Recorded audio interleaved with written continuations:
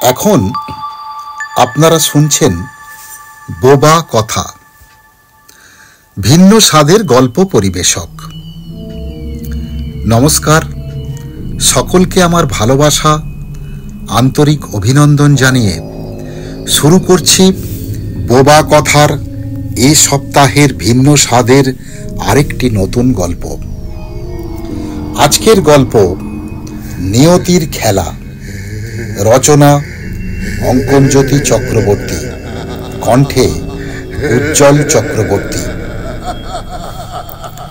সুন্দরবনের সাগর দ্বীপের হাতিমারা গ্রামের ষষ্ঠীচরণ বাগদি ওরফে ষষ্ঠী নাইয়া সরল সহজ ছাপোষা মানুষ।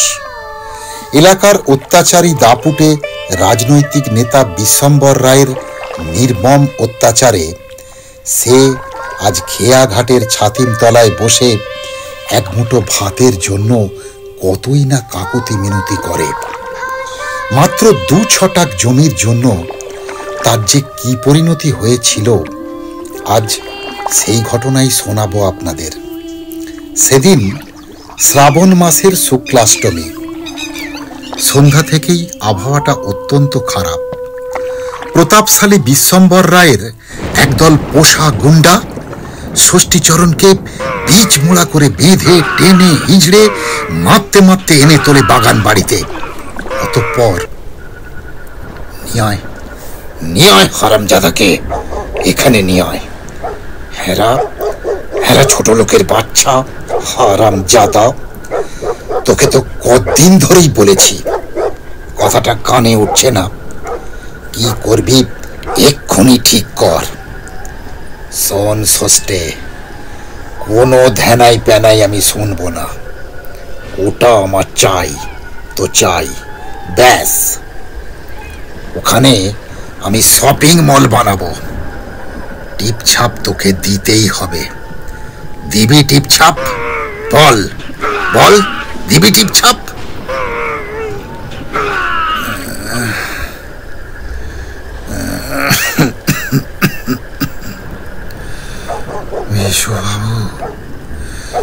বিশুবাবু, আপনি এই এলাকার মা বাপ।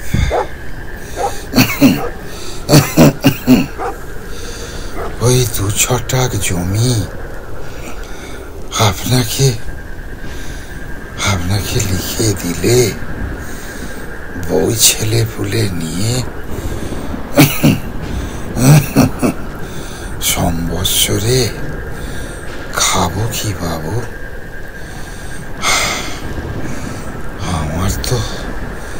আমার তো ওইটুকুই সম্বল।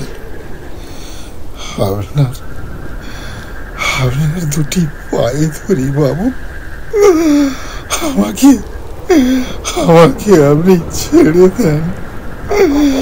জমিটা আমি আপনাকে লিখে দিতে পারবো না বাবু, আমি লিখে দিতে পারবো না।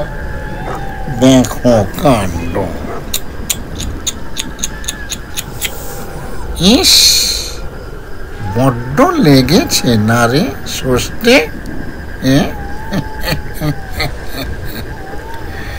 শুনছি শপিং মল হবে, তবু দেখো দেখি। জনপ্রতিনিধির মুখের ওপর কথা বলে না বাপধন। ওরে, তোরা কে কোথায় আছিস? ষষ্ঠের হাতটা একটু হালকা করে চেপে ধরতো।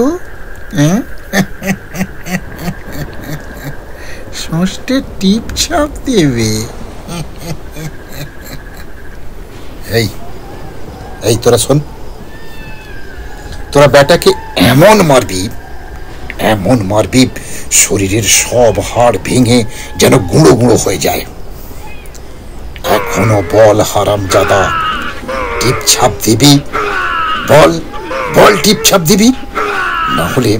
না হলে তোকে আজ এখানেই আমি নিকেশ করে দেব। প্রচন্ড মারের চোটে ষষ্ঠীচরণ অজ্ঞান হয়ে পড়ে। নেতা আর তার পোষা তাঁবেদাররা মিলে জোর করে ষষ্ঠীর অষাঢ় আঙুলের টিপ ছাপ নেয়।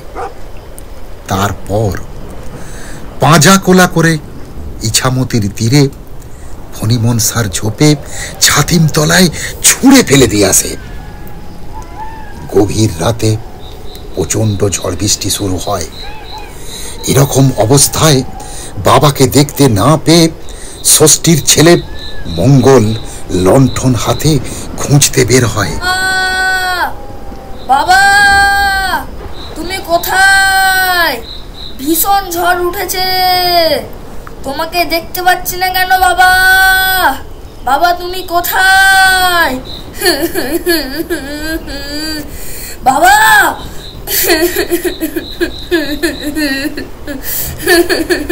কে কোথায় আছো? আমার বাবাকে বাঁচাও, কেউ এসো, সাহায্য করো আমাকে।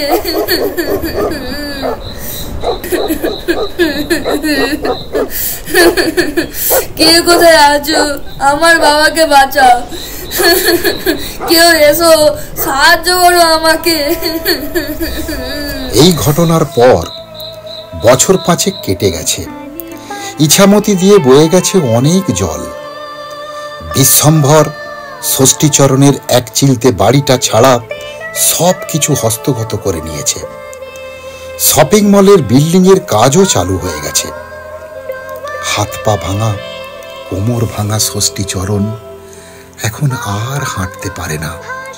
দীর্ঘদিন খেতে না পেয়ে পেয়ে ক্ষয় রোগে ধরেছে শরীরে।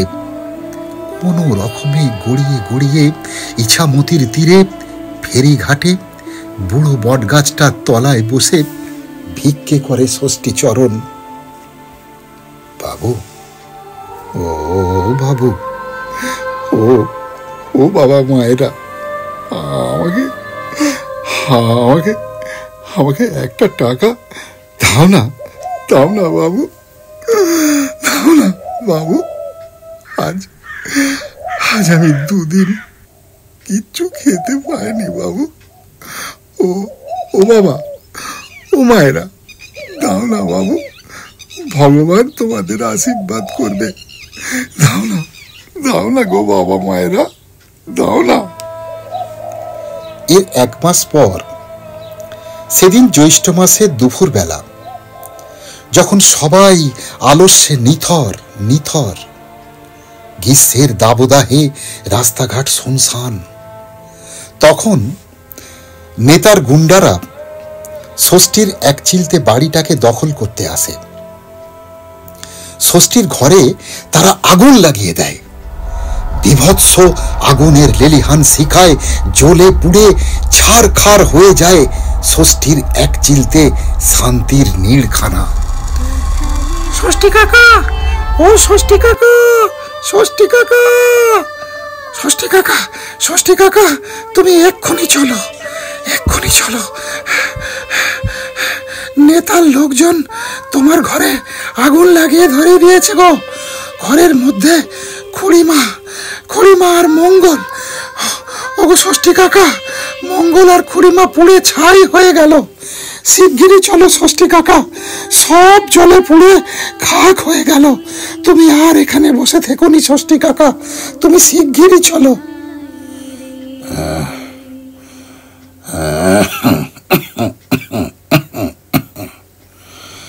কি রে বঙ্কা, ওরে ওরে, জ্বরে যে গা পুড়ে যাচ্ছে। ওরে ওরে, কাশিটাও বেড়েছে।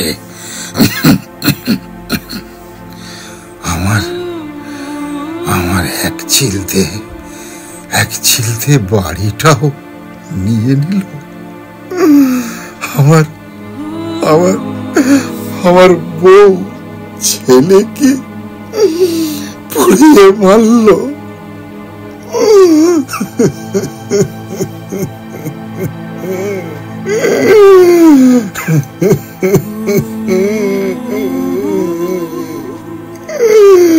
মঙ্গল রে,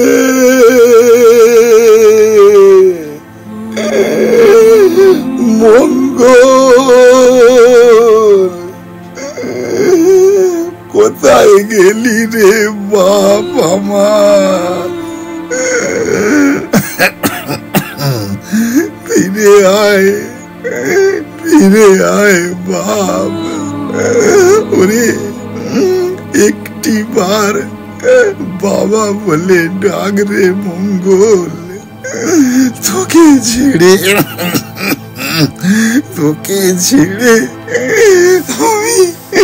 আমি কি করে বাঁচবো রে মঙ্গল?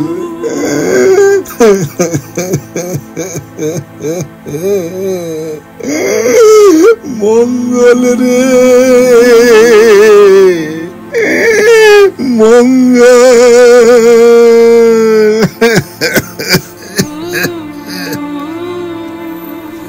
ভাগ্যচক্রের পরিহাসে সেদিন সন্ধ্যায় গোটা এলাকা যখন থমথমে, একটা আতঙ্ক যখন গ্রাস করেছে সকলকে, তখন হঠাৎই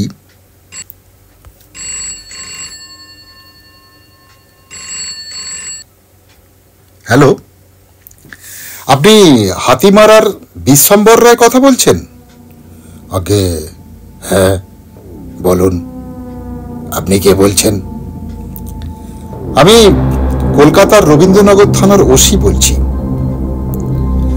আজ বেলা 10টা নাগাদ ভিআইপি রোডে একটা বড় ধরনের অ্যাক্সিডেন্ট হয়েছে। ছেলেটাকে লরিতে পিষে দিয়েছে। তার ব্যাগের কাগজপত্র ও ফোন থেকে সব জানতে পারলাম। ছেলেটার হাতে উল্কিতে বিমল রায় নাম লেখা আছে। দয়া করে হসপিটালের মর্গ থেকে বডিটা নিয়ে যাবেন, দেরি করবেন না। বিমল বিমল, আমার বিমল আর নেই।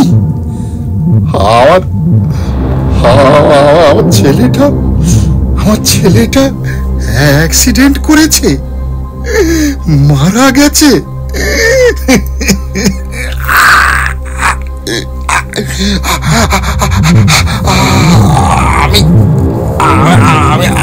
আমি দম ফেলতে পারছি না কেন? একটু বাতাস, একটু বাতাস। আমার বুকের মাঝখানটা এমন একটা অসহ্য যন্ত্রণা, যেন মনে হচ্ছে কেউ চেপে ধরে আছে। একটু বাতাস, আমি দম ফেলতে পারছি না। আমার দম বন্ধ হয়ে আসছে। সব অন্ধকার অন্ধকার অন্ধকার হয়ে আসছে। আমি কিছু দেখতে পাচ্ছি না।